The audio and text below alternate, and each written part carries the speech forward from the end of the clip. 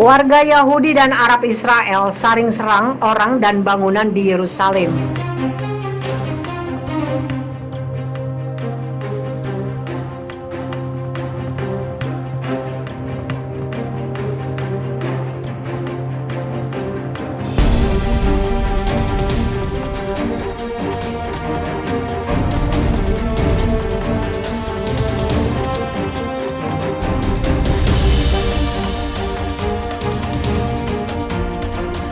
Warga Yahudi dan Arab Israel saling melakukan serangan di wilayah komunitas mereka di Yerusalem. Permusuhan itu telah memicu ketegangan antara orang Yahudi dan 21% minoritas Arab di negara itu yang tinggal bersama di beberapa komunitas. Dilansir AFP Jumat 14 Mei 2021, kelompok Yahudi dan Arab menyerang orang dan merusak toko, hotel, dan mobil dalam semalam. Di Bat Yam, selatan Tel Aviv, puluhan orang Yahudi memukuli dan menendang seorang pria yang dianggap orang Arab saat berbaring di tanah. Satu orang ditembak dan terluka parah oleh orang Arab di kota Lod. Pihak berwenang memberlakukan jam malam. Lebih dari 150 penangkapan dilakukan di Lod dan kota-kota Arab di Israel Utara, kata polisi. Presiden Israel Reuven Rivlin menyerukan diakhirinya kegilaan ini.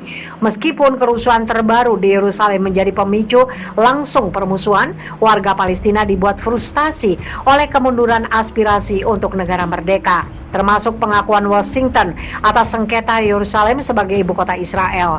Di bidang politik Israel, peluang Netanyahu untuk tetap berkuasa setelah pemilu 23 Maret 2021 yang tidak meyakinkan tampaknya meningkat secara signifikan.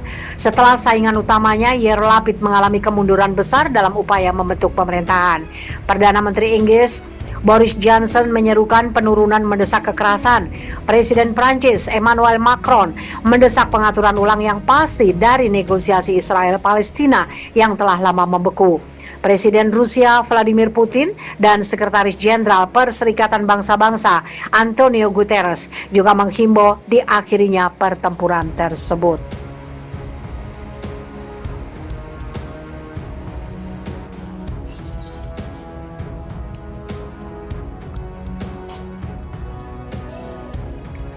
Rentetan hujan roket milisi Palestina gempur Israel.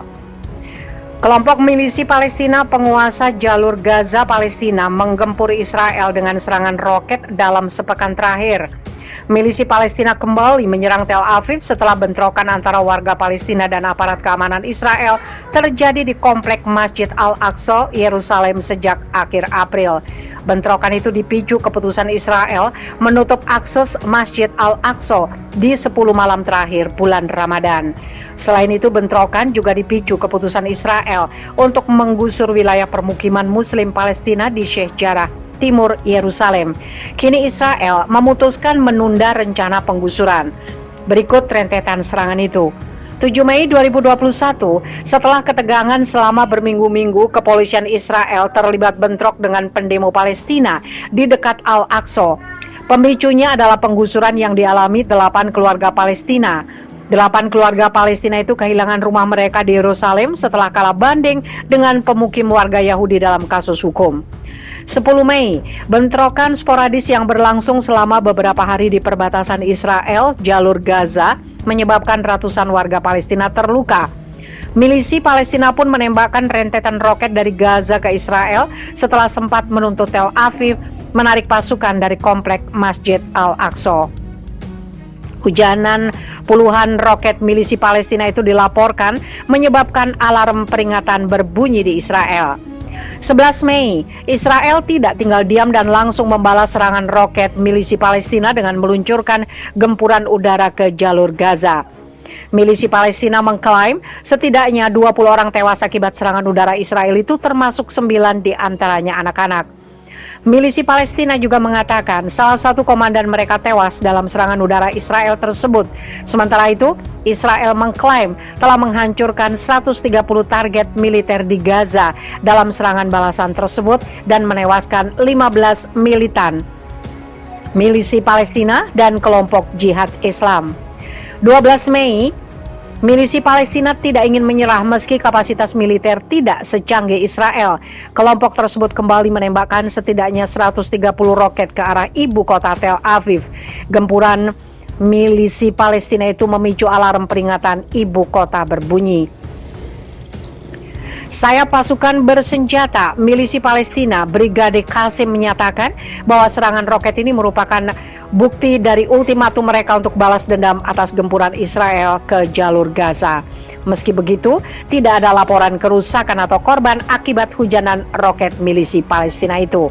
Namun Bandara Internasional Israel Ben Gurion sempat menghentikan penerbangan karena serangan roket milisi Palestina besar-besaran tersebut.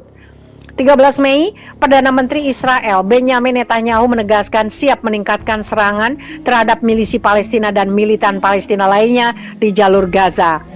Milisi Palestina pun menyatakan siap meladeni serangan Israel dan tidak lama melepaskan 200 tembakan roket ke negara Zionis tersebut sebagai pembalasan atas serangan di sebuah blok menara di Gaza. Dalam sebuah pernyataan, milisi Palestina menembakkan 110 roket ke arah kota Tel Aviv dan 100 roket ke arah Beersheba.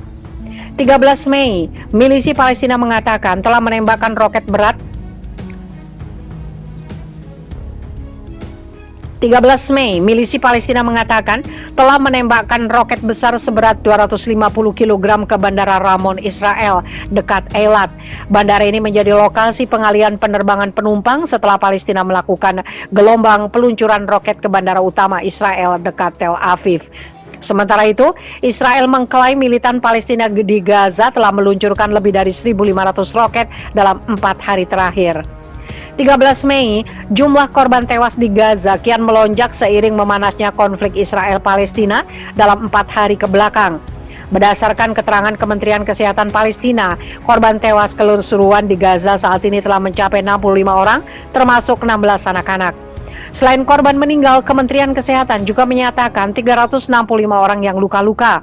14 Mei, sejumlah maskapai rame-rame membatalkan penerbangan ke Israel usai bandara utama di negara itu dihujani roket oleh milisi Palestina. British Airways, Virgin Atlantic, Lufthansa, dan Iberia ikut membatalkan penerbangan ke Tel Aviv. Langkah ini diambil setelah maskapai penerbangan Amerika Serikat menghindari terbang ke Israel. Israel tembak rudal gedung Al Jazeera dan Associated Press.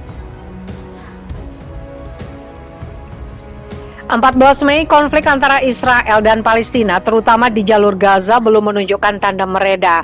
Pejabat medis Palestina menyebut setidaknya 103 orang meninggal dunia, termasuk 27 anak-anak di jalur Gaza. 15 Mei, sebuah gedung 12 lantai di kota Gaza, Palestina yang menjadi kantor bagi media Associated Press dan Al Jazeera runtuh usai dihantam rudal Israel.